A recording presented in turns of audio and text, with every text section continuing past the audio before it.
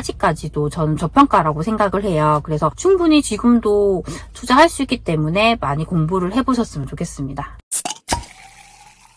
안녕하세요, 세비티입니다. 오늘도 아이 데리러 왔다가 시간이 잠깐 나서 영상을 찍게 됐어요. 오늘 좀 해드리고 싶은 이야기는 최근에 제가 1억 이하의 돈으로 서울에 있는 부동산을 샀어요. 그 이야기 좀 해드리려고 합니다. 저희가 보통 한 1억 정도의 돈이라고 하면 그걸 가지고 서울에 있는 부동산을 못 산다고 생각을 많이 하세요. 그건 우리가 아파트라고 하는 그 종목 하나만 생각을 하기 때문이에요. 그런데 이런 종목도 편견을 깨고 많이 넓히면 넓힐수록 우리가 선택할 수 있는 것들이 많이 있어요. 예를 든다면 우리가 오피스텔도 볼 수가 있고요. 지식산업센터 같은 곳들도 볼 수 있어요. 저는 이번에는 오피스텔과 지식산업센터도 고민을 많이 하긴 했었는데요. 지산으로 선택을 했습니다. 이렇게 선택을 했던 건 오피보다는 지식산업센터가 좀 더 선택지가 많았어요. 이 평형 자체가 정말 다양하기 때문에 1억 이하의 돈을 가지고도 선택할 수 있는 곳들이 많이 있었어요. 근데 예전보다는 확실히 가격이 좀 오른 곳들이 많이 있었어요.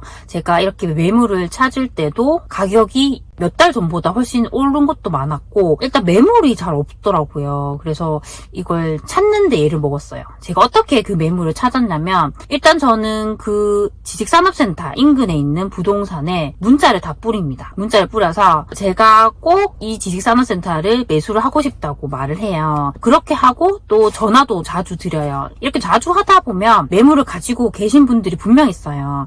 제가 이번에 이렇게 매수를 했던 곳도 제가 아는 부동산 소장님께 연락을 하니까 매물이 없다고 하더라고요. 몇 번을 물어봤는데 없다고 하셨어요. 그런데 그 인근에 있는 부동산에는 매물이 있는 거예요. 그래서 정말 제가 운이 좋게 매수를 하게 됐습니다.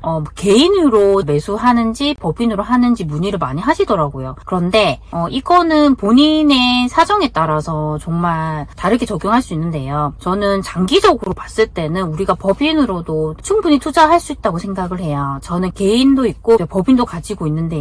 법인으로 했을 때 또 장점이 있어요. 그 장점이 뭐냐면 내 법인을 키워나갈 수가 있습니다. 우리가 이 법인으로 자산을 계속 취득을 하게 되면 법인이 갖고 있는 그 자산의 규모를 우리가 키워나가는 셈이에요. 그렇게 할 수 있고 저는 제 수익 같은 것도 다 법인으로 받고 있어요. 그래서 제 법인 안에서 수익이 돌게 하고 법인에서 제 월급을 받고 있습니다. 그렇게 하면 또 장점이 뭐냐면 저는 퇴사를 했기 때문에 국민연금과 건강보험료가 나가야 돼요. 그런데 이렇게 월급을 받게 되면 법인에서 월급을 받기 때문에 직장보험으로 건강보험료를 낼 수가 있어요. 그런 혜택들이 있기 때문에 저는 법인으로 투자하는 것도 되게 좋다고 생각을 해요. 이 법인을 가지고 우리가 아파트 투자를 하려고 하면 힘듭니다. 그 이유는 취득세가 취득을 하는 단계부터 12%예요. 그리고 종부세 같은 경우도 2주택까지 3%이고 3주택부터는 6%예요. 그래서 상당히 부담이 돼요. 법인의 장점은 양도세가 없다는 게 장점이긴 한데요. 그래도 일단 취득 단계와 이 보유하는 단계에서 세금 부담이 크기 때문에 이런 부분을 잘 생각을 해야 할 것 같아요. 그래서 이제 법인으로 할 수 있는 종목들이 좀 한정이 돼요. 아까 앞에서 말씀드렸던 지식산업센터 같은 것들은 법인으로 하셔도 충분히 가능해요. 일단은 취득세 부분에 있어서도 취득세 중과가 없고요. 지식산업센터 같은 경우는 4.6% 정도를 내게 돼요. 그런데 이 지산을 내가 실사용을 한다고 하면 9%가 넘긴 하는데요. 보통은 임대를 주기 때문에 그렇게 하면 4.6% 정도가 됩니다. 그리고 종합부동산세가 부과가 되지 않고 재산세만 내면 돼요. 양도세가 없어서 법인으로 매수를 하시면 법인세만 내면 됩니다. 그런 사항들이 유리하다고 할 수 있어요. 그래서 그렇게 종목을 다른 종목으로 보시면 충분히 투자할 수 있는 곳이 있습니다. 그래서 내가 공부하는 만큼 저는 그걸 찾을 수 있다고 생각을 합니다. 저희가 지금 지방 소도시로 아파트 투자도 많이 하고 있지만 저는 포트폴리오를 짤 때 아파트뿐만 아니라 이런 지식산업센터 같은 곳들도 같이 짜시면 되게 좋을 것 같아요. 아무래도 서울 같은 곳들은 수요가 많잖아요. 그래서 그런 곳들에 내가 지식산업센터 같은 것들을 투자를 해놓으시면 결과적으로 우리가 보통 투자를 해서 최종적으로 이루고 싶은 목표가 꼬마 빌딩이에요. 그걸 생각하시는 분들이 많아요. 연예인들 같은 경우도 꼬마 빌딩을 많이 사잖아요. 그만큼 그게 수요가 많고 가치가 있다고 생각을 하기 때문에 그렇잖아요. 그런 연예인들의 기사를 보면 매수했던 가격보다 몇 배나 올라서 다시 팔게 되잖아요. 그래서 그렇게 꼬마 빌딩을 생각하는 분들은 그 전 단계로 이런 지식산업센터도 보시면 정말 좋아요. 어떻게 보면 꼬마 빌딩의 작은 버전이라고 할 수 있어요. 세금 체계라던가 거의 비슷한 점이 많기 때문에 이런 지식산업센터를 가지고 내가 투자를 해놓고 결국에는 이걸 굴려서 나중에 꼬마 빌딩을 사겠다 이렇게 생각을 하시면 좋을 것 같아요. 그렇게 하신다면 충분히 지금 다주택자인 분들에게도 틈새 시장이 확실히 될 수가 있어요. 지산만 보는 게 아니라 아파트, 오피스텔,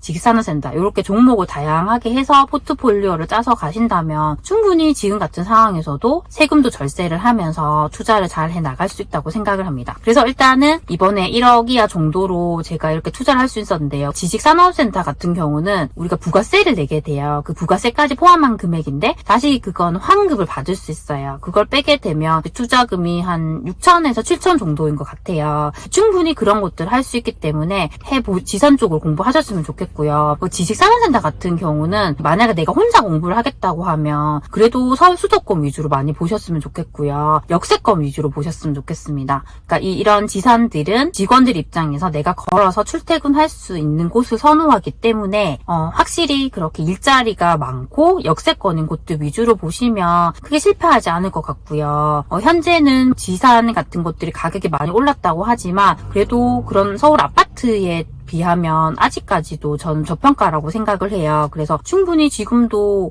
투자할 수 있기 때문에 많이 공부를 해보셨으면 좋겠습니다. 그리고 지산 관련된 대출 같은 것도 잠깐 말씀드리면 대출은 진짜 많이 알아보셔야 돼요. 이게 대출 은행마다 다 조건이 달라요. 그래서 대출은 최대한으로 소장님들께 많이 물어보시고 연락처를 많이 받아서 전화를 많이 해보세요. 전화를 많이 돌리다 보면 어떤 곳은 나의 이 조건으로 안 된다고 하는데 또 어떤 은행에선 또 된다고 해요. 이게 다르기 때문에 최대한으로 많이 알아보셨으면 좋겠고요. 한도도 달라요. 한도도 어떤 곳들은 보통은 한 80% 정도를 해주는데 90%까지 되는 곳들도 있어요. 그건 내가 그만큼 많이 찾으면 찾을수록 찾아낼 수가 있어요. 그리고 이런 지식산업센터 같은 곳들을 볼 때 우리가 시세 차익형으로 볼 것이냐 월세형으로 볼 것이나 또 차이가 있어요. 근데 저 같은 경우는 좀 철저하게 시세 차익형으로 보고 있어요. 지금은 저희가 대출 이자를 낸다고 해도 금리가 예전보다 올랐기 때문에 크게 저에게 들어오는 수익이 많진 않아요. 저는 특히나 서울지상 같은 곳들은 시세 차익형으로 봐요.